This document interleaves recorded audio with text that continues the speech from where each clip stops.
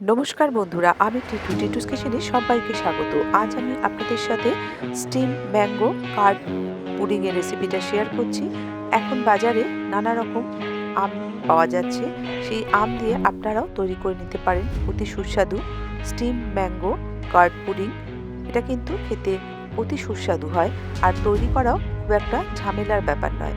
তাই জন্য এই সিজনে আপনারা একবার অন্তত বাড়িতে তৈরি করুন। যদি আজকের ভিডিওটা আপনাদের ভালো লাগে তাহলে একটা লাইক, শেয়ার ও চ্যানেলটি সাবস্ক্রাইব করে পাশে থাকা বেল আইকনটি প্রেস করে দিন। যখনই কোনো নতুন ভিডিও আপলোড করব তার ইনস্ট্যান্ট নোটিফিকেশন সবার আগে আপনার কাছে পৌঁছবে। আমি এই পুডিংটা করার জন্য প্রথমে একটা বাটি, তার মধ্যে একটা স্ট্রেনার নিয়েছি আর সুতির কাপড় নিয়ে নিয়েছি। এখানে আমি 2 কাপ ঘরে পাতা দই নিচ্ছি। দইটা অবশ্যই ফ্রেশ হতে হবে। এখানে আমার জল ঝরানো দই লাগবে, সেই জন্য এই ঘরে পাতা দইটা, ফ্রেশ দইটা আমি জল ঝরিয়ে নেব। একটা কাপড়ের মধ্যে নিয়ে এক্সট্রা জলটা যাতে ঝরিয়ে যায়, তার উপর একটা ভারী চাপা দিয়ে প্রেশার দিয়ে দিলাম। এবার 2 ঘন্টার জন্য এটা রেখে আমি জলটা ঝরিয়ে নেব। এখানে আমি একটা হিমসাগর আম নিয়েছি মাঝারি সাইজের। এটা খোসা ছাড়িয়ে আমি এটাকে একটা স্মুথ পেস্ট রেডি করে নেব। 2 ঘন্টা হয়ে গেছে। আমি এখানে জল ঝরানো দইটা একটা বাটিতে নিয়ে নিয়েছি। এটাকে একটা হুইস্কের সাহায্যে ভালো করে ফেটিয়ে নিচ্ছি। ভালো করে ফেটিয়ে নেওয়া হয়ে গেছে, রেখে দিলাম সাইডে। আর এদিকে ম্যাঙ্গো পেস্টটাও কিন্তু রেডি হয়ে গেছে। এর সাথে আমি ঘরে পাতা কনডেন্স মিল্ক এখানে মেশাচ্ছি 3/4 কাপ। আপনারা চাইলে বাজার থেকে কেনাটাও কিন্তু এখানে ইউজ করতে পারেন। দুটোকে ভালো করে মিশিয়ে নেব। আমার ইনস্টাগ্রাম আইডি ইস্টিটু, আপনারা আমাকে ইনস্টাগ্রামও ফলো করতে পারেন। খুব সুন্দর করে মিশিয়ে নিতে হবে। এবারে এর মধ্যে যে আমি দইটাকে বিট করে রেখেছিলাম সেই দইটাও কিন্তু এখানে ব্যবহার করছি। দইটা দিয়ে ভালো করে একটা হুইস্কের সাহায্যে মিশিয়ে নেবো। আর 2টো ছোটো এলাচ আমি এখানে থেতো করে নিয়েছি বা গুঁড়িয়ে নিয়েছি, সেটাও কিন্তু দিয়ে দিলাম ফ্লেভারের জন্য। এটা অপশনাল, আপনারা চাইলে দিতেও পারেন, না দিতেও পারেন। ভালো করে এটাকে আমি একদম স্মুথ একটা ব্যাটার রেডি করে নেব। তবে খুব বেশি পাতলা হবে না, সেদিকে কিন্তু খেয়াল রাখতে হবে। ব্যাটারের কনসিস্টেন্সিটা আমি দেখিয়ে দিচ্ছি আপনাদের, দেখুন ঠিক এরকম ঠিক হবে। এখানে আমি 6 ইঞ্চি ডায়ামিটার একটা মোল্ড নিয়েছি। আপনারা চাইলে স্টিলের কৌটোতেও করতে পারেন। ওপরে বাটার পেপার দিয়ে দিয়েছি যাতে সহজেই ডিমোল্ড করা যায়।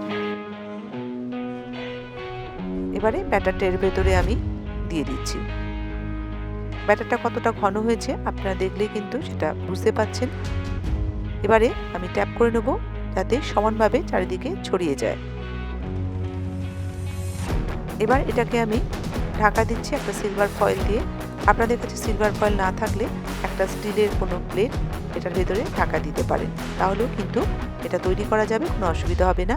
আগে থেকে আমি স্টিমারে জল গরম করতে দিয়েছি। এটাকে আমি যেহেতু বলেছি স্টিম দিয়ে করব, ও ভেতরে একটা র্যাক দিয়ে দিয়েছি। ব্যাটারটাকে আমি এর ভেতরে দিয়ে দিলাম। ঢাকা দিয়ে 30 মিনিটের জন্য মিডিয়াম ফ্লেমে এটাকে স্টিম করব। আর যদি কোনো ফুটো থাকে তাহলে কিন্তু লবঙ্গ দিয়ে দিয়েছি এই জায়গাটা, বা কাগজ দিয়ে আটকে দেবেন। মাঝে জল প্রয়োজন হলেও কিন্তু জল দিতে পারেন। 30 মিনিট হয়ে গেছে, আমি আপনাদের চেক করে দেখাচ্ছি ঠিকঠাক এটা বেক হয়েছে কিনা। সাবধানে কিন্তু এবার এই সময় ফয়েলটা, ঢাকাটা খুলতে হবে, প্রচণ্ড গরম। একটা টুথপিক ইনসার্ট করে দেখিয়ে দিচ্ছি, দেখুন একদম কিন্তু ক্লিন এসেছে, তার মানে এটা প্রপারলি বেক হয়ে গেছে। এটা আমি ঠান্ডা করে ফ্রিজে 7-8 ঘন্টা রেখে দেবো। 7-8 ঘন্টা পর কিন্তু দেখাচ্ছি আপনাদের, দেখুন সাইডটা কিন্তু ছেড়ে দিয়েছে পুডিংটার। এবার এটাকে আমি একটা ছুরির সাহায্যে একটু ছাড়িয়ে নিচ্ছি।